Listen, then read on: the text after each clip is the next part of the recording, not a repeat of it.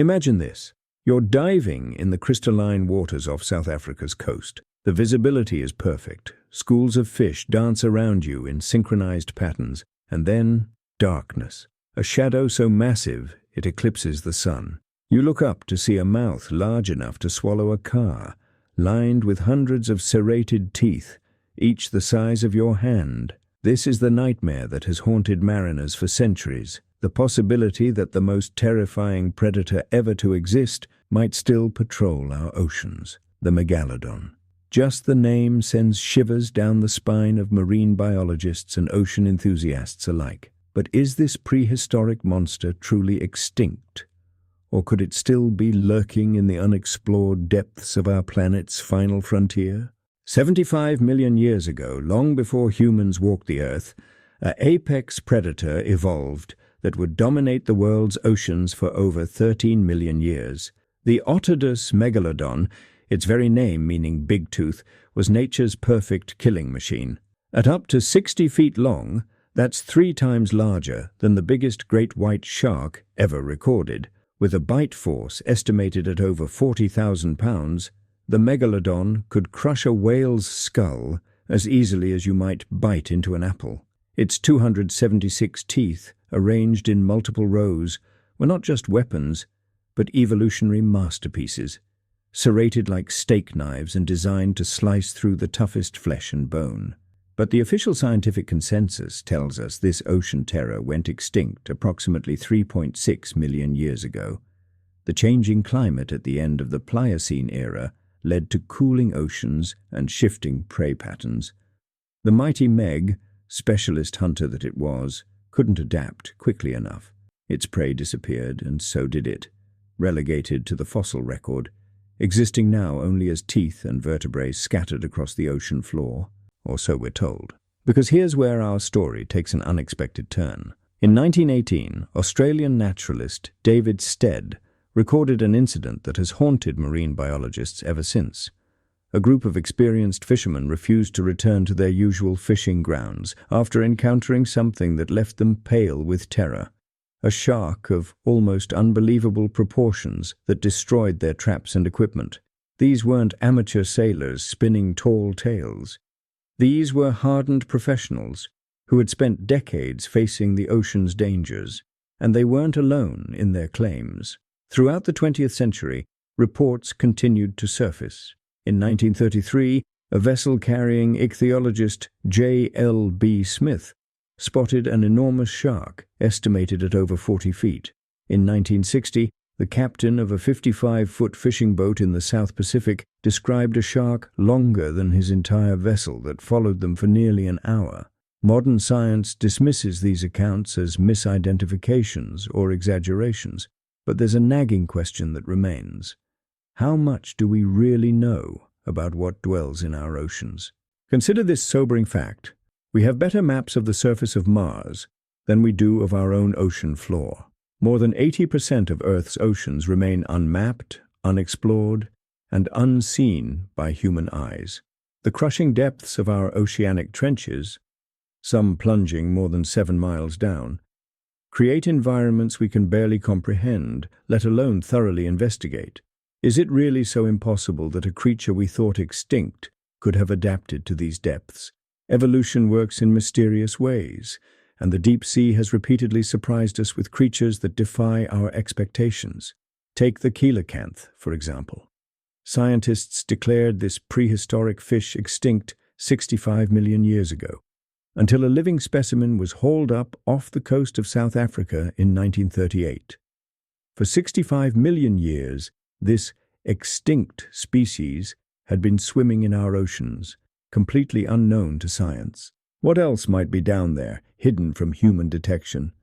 The Megalodon evolved to hunt whales, the largest creatures on Earth.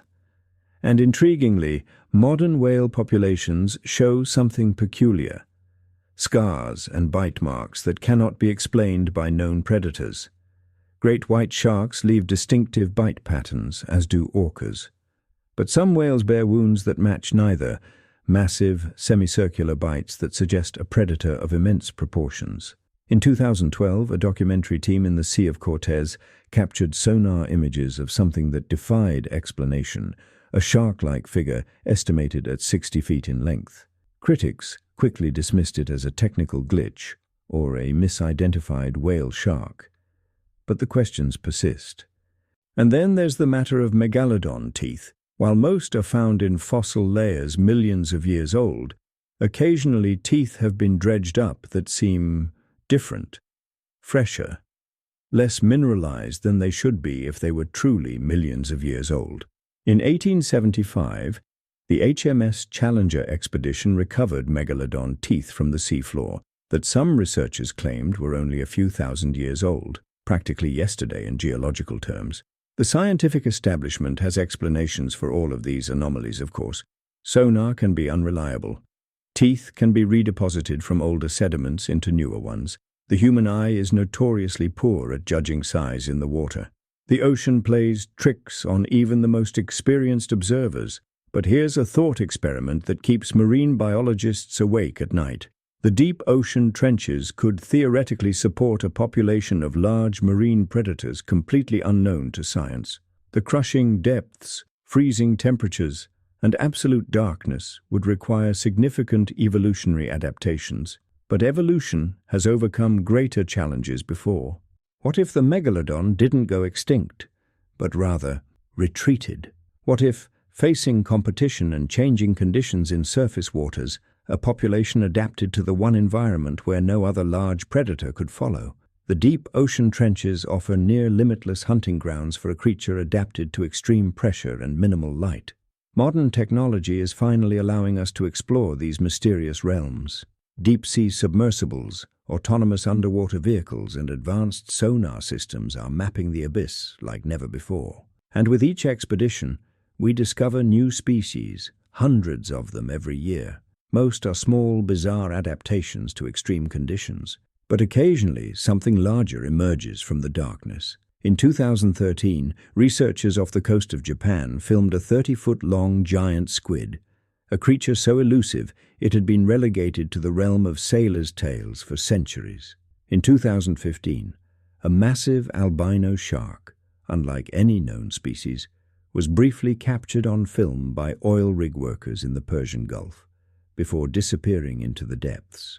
The ocean is the last true wilderness on our planet, a realm where mystery still reigns and our knowledge has barely scratched the surface. While scientific consensus maintains the Megalodon is extinct, that consensus is built on incomplete data. We simply haven't looked everywhere. So is the Megalodon still out there, patrolling the Hadal zones where light never penetrates? Probably not. The evidence for its extinction is substantial. The ecological requirements for such a massive predator, particularly its food needs, make survival difficult to imagine, even in the vastness of our oceans. But science isn't about absolute certainty. It's about probability and evidence. And until we've explored every trench, mapped every canyon, and catalogued every creature in our oceans, a sliver of possibility remains, a tantalizing what-if that reminds us how little we truly know about our own planet. The next time you stand at the ocean's edge, gazing out at that seemingly endless expanse of blue, remember this: you're looking at the largest habitat on Earth, one that covers 71% of our planet's surface and plunges to depths that would crush a human instantly. An alien realm where the rules of survival have created life forms beyond our imagination. And just maybe, swimming in that midnight zone where sunlight has never penetrated, the shadow of the Megalodon still moves through waters we have yet to explore. The ancient mariners had a saying, scrawled on the edges of their maps where knowledge ended and mystery began: "Here be monsters." Perhaps they weren't so wrong after all. The ocean keeps its secrets well, and the greatest predator in Earth's history might just be the greatest secret of all,